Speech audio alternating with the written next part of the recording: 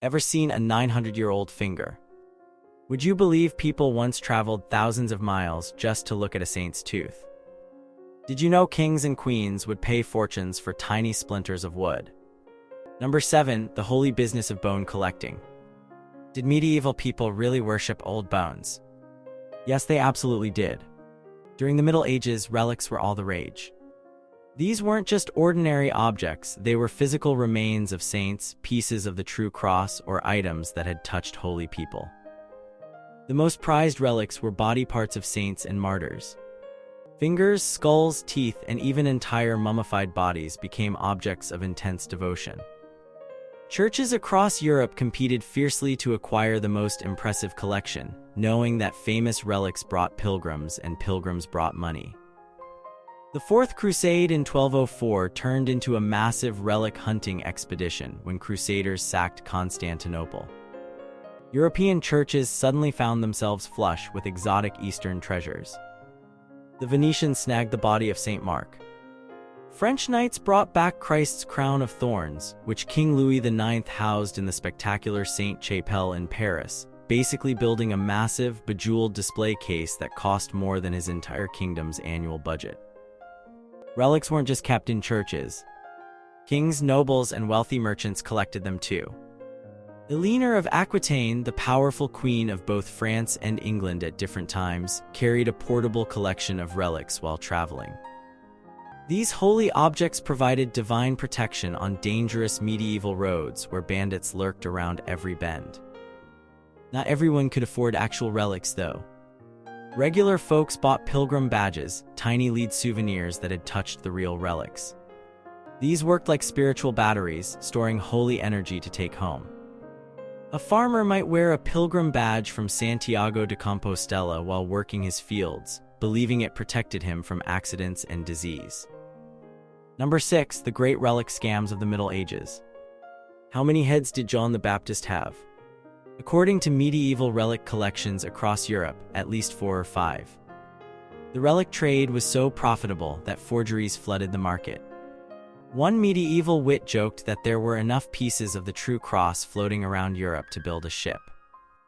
The body of Mary Magdalene supposedly rested in Vézelay, France, and also in Saint-Maximin la Sainte-Baume, about 300 miles away. Both churches insisted they had the real deal. In the competitive world of medieval tourism, having the authentic body of a major biblical figure meant serious revenue. Some relic traders got creative with their frauds. In the 14th century, a merchant sold what he claimed was the breath of Christ, sealed in a jar. Another offered invisible feathers from the angel Gabriel. One particularly enterprising fellow sold vials of the Virgin Mary's breast milk, enough bottles to suggest Mary was basically a dairy farm. Church authorities knew about these problems. In 1215, the Fourth Lateran Council specifically banned the display of new relics without proper approval. Pope Innocent III was tired of every village chapel suddenly discovering miraculous relics whenever they needed cash for a new roof. Despite the scams, most people maintained sincere faith in relic power. Even sophisticated nobles who might suspect some relics were fake still kept collections. It was medieval spiritual insurance better to venerate a possibly fake bone than risk insulting a real saint by ignoring it. Number 5. Miracle medicine, the healing power of holy remains. Would you rub a dead man's finger on your tumor? Medieval people did. Relics weren't just decorative, they were medieval medicine. The touch of a saint's bone was believed to cure everything from blindness to plague. The tomb of Thomas Becket in Canterbury became a healing hotspot after his murder in 1170. The monks collected his blood and mixed it with water, creating a popular remedy called Canterbury water. Pilgrims reported miraculous cures after drinking it. One man, William of Kellett, claimed his paralysis vanished after visiting Becket's shrine. The monks kept detailed records of these miracle cures, essentially creating medieval clinical trials. Some relics developed specialized healing reputations. The arm of Saint Anthony helped with ergotism, a painful fungal poisoning called Saint Anthony's fire. Saint Apollonia's teeth were the go-to for toothaches. Saint Blaise's bones cured throat ailments. Royal touch was another form of living relic power. English and French kings were believed to cure scrofula, a form of tuberculosis, by simply touching afflicted subjects. King Henry VII of England touched thousands during his reign. The practice continued until the 18th century, with Queen Anne the last monarch to perform the ceremony regularly. For people without access to grand shrines, local relics provided everyday health care. Village churches might have a minor saint's knucklebone that women in labor would clutch for safe delivery. Farmers placed relics in fields to ensure good harvests. Sailors kept relic fragments to protect against storms. The line between medicine and miracle was blurry. Physicians often recommended pilgrimages alongside herbal remedies. The 12th century Dr. Gilbertus Anglicus prescribed both conventional treatments and prayers to healing saints. In a world without antibiotics or anesthesia, divine intervention seemed as reasonable as any other treatment option. Number 4. The wild journeys of stolen saints. Did you know stealing a saint's body was considered a holy act? Virtus sacra, sacred theft, was surprisingly common. When a community wanted a prestigious relic but couldn't buy it, they might just take it. The body-snatching business was booming during the Middle Ages. In 827, Venetian merchants smuggled St. Mark's remains out of Alexandria, Egypt by hiding them under layers of pork to deter Muslim inspectors from checking their cargo. Venice built its famous basilica specifically to house these stolen remains. Italian cities were particularly competitive in the relic theft game. In 1087, sailors from Bari raided Myra in modern Turkey and stole the bones of Saint Nicholas, yes, the Saint Nicholas who evolved into Santa Claus. The Bari Cathedral built to house these remains still attracts pilgrims today. Sometimes monks themselves stole from rival monasteries. The monks of Conques in France swiped the remains of Saint Foy from a nearby abbey in Agen, dramatically boosting their monastery's profile. Far from being condemned, the thief was celebrated for bringing such a valuable spiritual asset to the community. These thefts weren't considered crimes but divinely approved transfers. Medieval chroniclers often described how the saint wanted to be moved because the original keepers weren't showing proper respect. When Saint Foy's relics were stolen, stories circulated that she had performed no miracles for years at her original resting place, but immediately began working wonders at Conques. Clearly, she approved of her new home. Transportation of relics involved elaborate ceremonies. When Charlemagne received Byzantine relics as diplomatic gifts, they were carried in procession with incense, chanting, and crowds lining the roads. In 1206, when the Children's Crusade brought relics back from Constantinople, entire towns turned out to welcome the holy cargo. Number 3. Fashion and function. How to display a holy finger. Ever worn jewelry containing human remains? Medieval people did. Relics needed proper housing, and the containers were often as remarkable as their contents.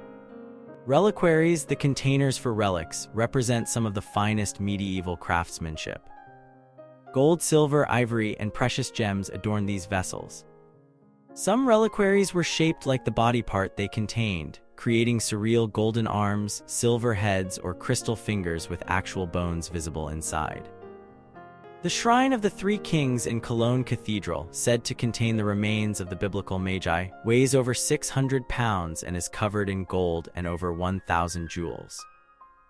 The Sainte-Chapelle in Paris, built between 1242 to 1248, is essentially a massive reliquary made of stained glass designed to house Christ's crown of thorns.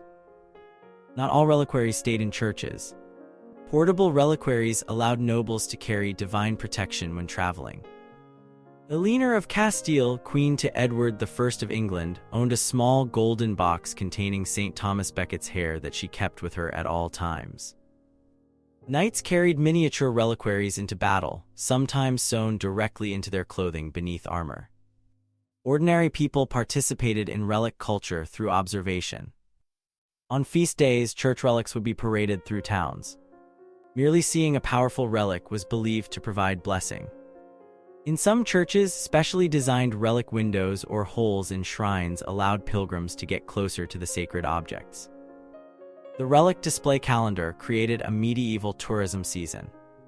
Churches coordinated to show their best relics on different days, creating pilgrimage circuits.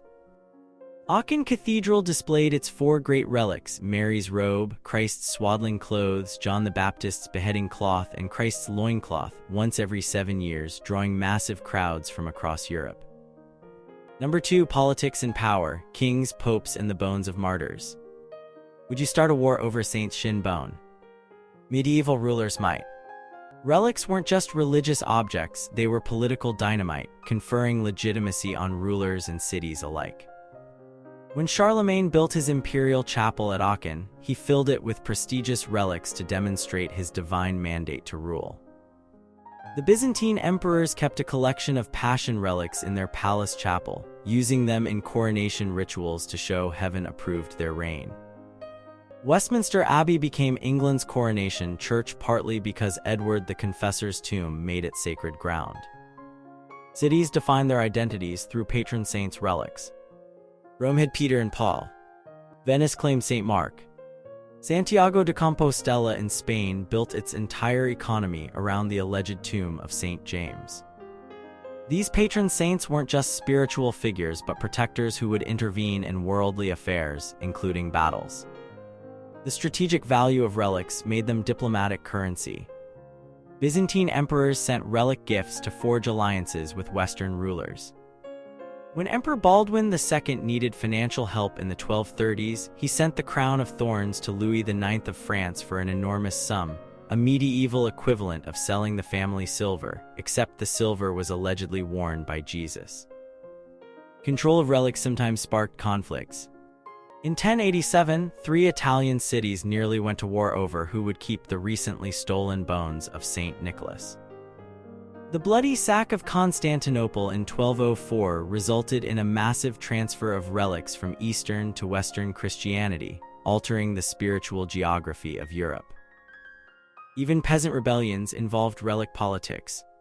When English peasants revolted in 1381, they specifically targeted Thomas Becket's shrine, a symbol of church wealth and power. To destroy a saint's shrine wasn't just vandalism, but a radical political statement challenging the divine order that the relics represented. Number 1. The bizarre world of strange and unusual relics. Did medieval Christians really worship Jesus' foreskin? Yes, they did. The Holy Prepuce, as it was known, was claimed by multiple churches across Europe.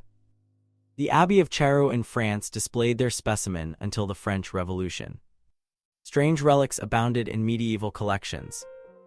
Multiple churches possessed vials of the Virgin Mary's breast milk.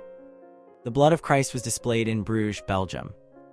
Feathers from the wings of the Archangel Michael were treasured in Mont Saint-Michel in France. One German church claimed to have the flame from Moses' burning bush, somehow preserved in a lamp. Some relics defied physical logic.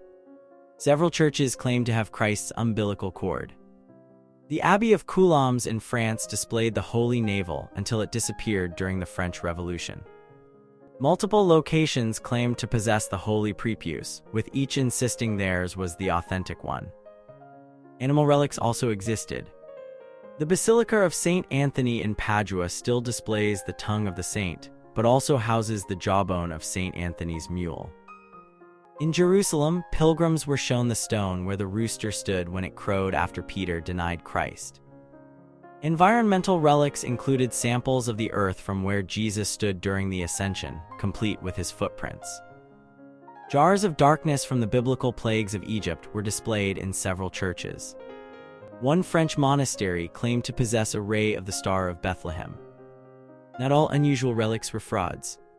Some represented symbolic theology rather than literal claims.